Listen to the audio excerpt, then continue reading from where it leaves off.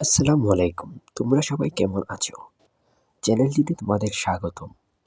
আজকে আমরা তোমাদের ষষ্ঠ শ্রেণীর গণিত বইয়ের অনুশীলনী 1.2 এর সমাধানগুলো করব। প্রশ্ন নম্বর 1 এ দেওয়া আছে 30 থেকে 70 এর মধ্যে মৌলিক সংখ্যাগুলো লেখো।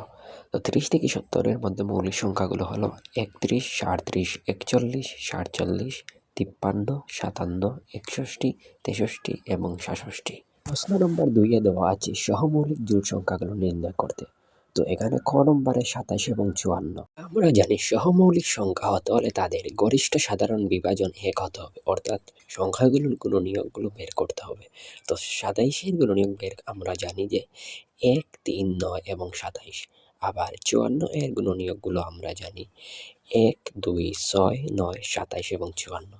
তোমরা যারা গুণনীয়ক বের করতে পারো না তারা অবশ্যই গুণনীয়ক দেখে বের করে নিবে, বের করার নিয়মটি দেখে। এখানে আমি সংক্ষিপ্তভাবে বের করে ফেলেছি। আচ্ছা, যেহেতু এখানে গরিষ্ঠ সাধারণ বিভাজন 1 এবং 9, 27 এবং 54 মধ্যে রয়েছে, তাই 27 ও 54 সহমৌলিক জোড় সংখ্যা নয়। আজকের মতো এই ভিডিওটি এখানেই শেষ করলাম। অবশ্যই চ্যানেলটি সাবস্ক্রাইব করবে এবং নিয়মিত ভিডিও পাবে।